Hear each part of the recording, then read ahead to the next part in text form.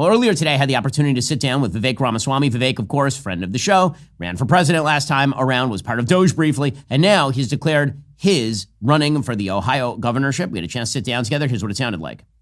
Well, joining me on the line is Vivek Ramaswamy, who has now declared his run for the governorship of Ohio. Vivek, welcome to the show.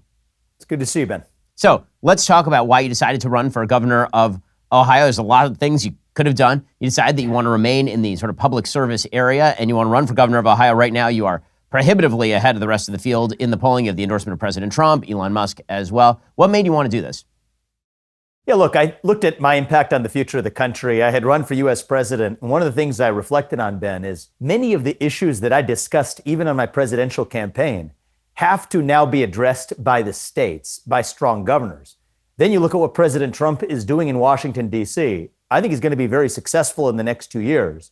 But that means a lot of those programs, from education to healthcare, are going to be shifted down to the states and to the people where they belong. So if you skate to where the puck is going in terms of driving a real change in the country, I think the center of gravity in politics is going to move to the states. Saving the country is going to belong to the states after President Trump has done his part. And then for me, there was the broader question of just staying in public service and public life. There's obviously, in many ways, you could wake up many days and say there's better ways to live than that. I came from the business world and we live a blessed, comfortable life. But my reason for remaining in this is that, first of all, I believe in excellence. I want my home state. I was born and raised here. I'm raising my two sons here. I want my state not just to be one of the best in the Midwest, but the best in the country. And there are just so many basic fixes that you could bring to a state like Ohio. They're just really basic that would accomplish that I felt a sense of duty to do it right here at home. And you and I, we've both lived the American dream. My wife's lived the American dream. We want our kids to live that same American dream. And we're pretty passionate about having an impact. And we're grateful for what the country and the state have given us. And so in some sense, this is just our way of giving back. So Vivek, the state of Ohio has been moving significantly to the right over the course of the last several election cycles. I'm old enough to remember when it was a bellwether state. Now it is a fairly solidly red state. What are some of the biggest problems that are facing the state of Ohio that you'd want to cure and focus in on as governor of the state?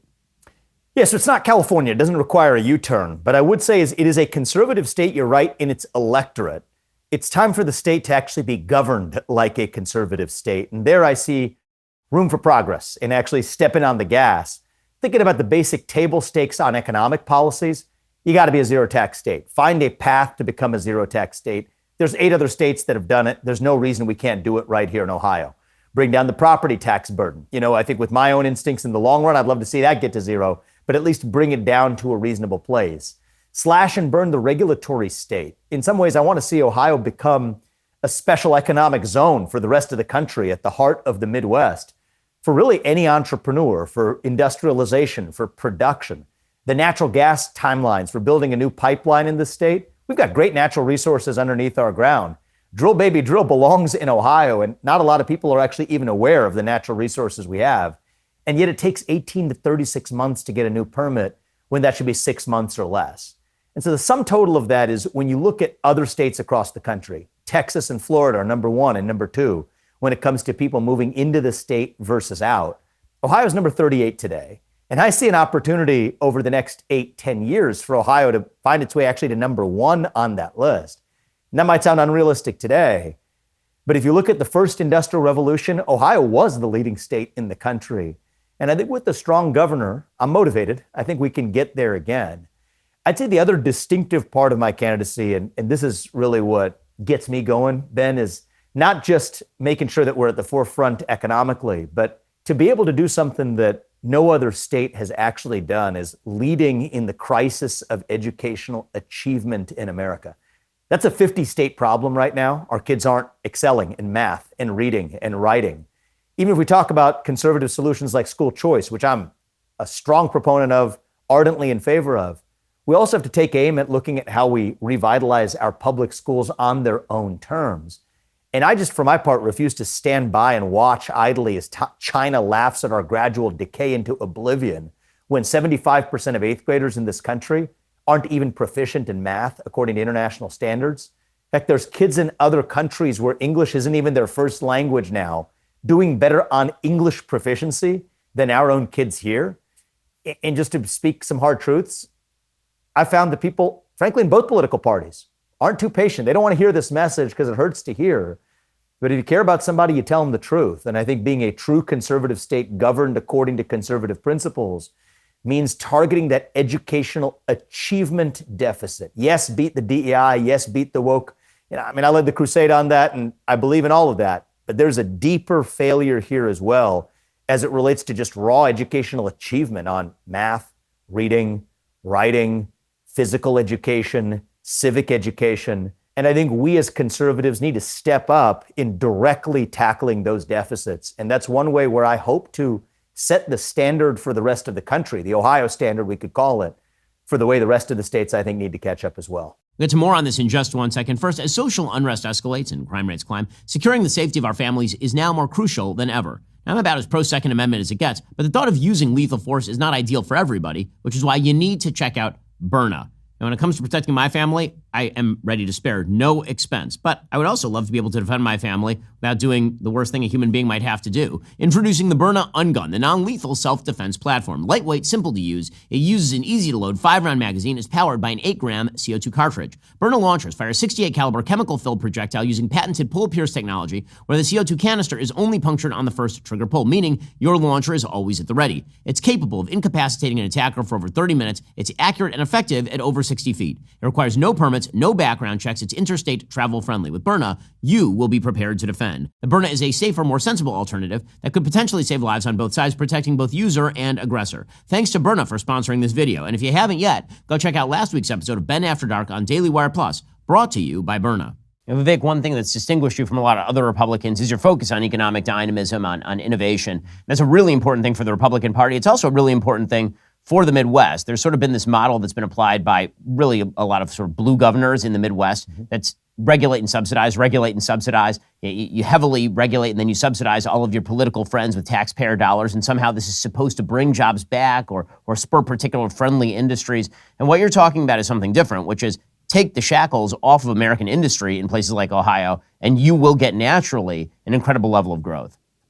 That's exactly right. And I say that the reason to slash and burn the regulatory state and over bureaucratization and regulation and taxation isn't because that's a more important objective than standing for American workers and manufacturers. It is because it is the best way to lift up American workers and manufacturers. And I'm keen to make sure that our Republican Party doesn't make some of the mistakes as Democrats have made in these blue states in the Midwest as well.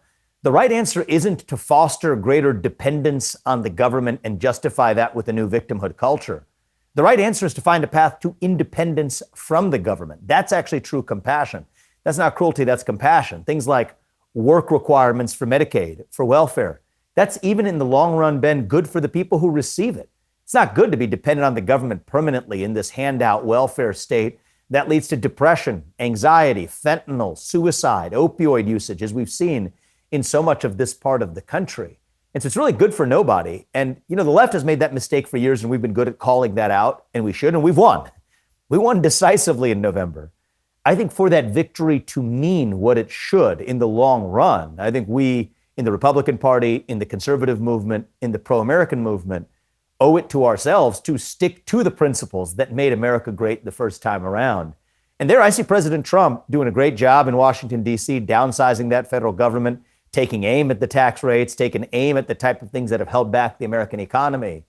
But we got to stay true to that North Star rather than getting distracted in other directions, I would just say. And the way I want to lead Ohio, I want to embody those same principles of excellence, of dynamism, rejection of victimhood, rejection of dependence on the government, embracing capitalism. Yes, I don't think that's a bad word. Capitalism and meritocracy, not crony capitalism, but the real thing. I want Ohio to be the state that leads the way, where freedom is our heritage, excellence is our destiny. And we got to remember that. I think that's true in America, and I think it's every bit true here, I believe, in the heart of America, right here in Ohio. It's a state where you got 60% of the population of North America within a single day's drive of where we are right now, led the way in the 19th century, led the way even in the early 20th century. I'd like to see Ohio occupy that leadership position again, with some friendly co-opetition, let's just say with Texas and Florida. I'd like to see Ohio be in that vanguard of states that actually shows the country what's possible. That's Vivek Ramaswamy running for governor of Ohio. I'm sure that he is well positioned in this primary. Vivek, if people want to give to your campaign or help out, where should they go? Go to vivekforohio.com. Appreciate support across the country because it's about lifting Ohio up, but it's also about setting a standard for the rest of the country. That's the standard we hold ourselves to, and I appreciate support from anybody, however big or however small. It's a big movement here. That's Vivek Ramaswamy. Vivek, good luck in the race. I'm sure we'll check back in. Thank you, man. Well, that's all for now, folks. Don't forget to like, subscribe, and comment your thoughts down below. Be sure to check out all of the other great content on my channel. I'll see you here next time.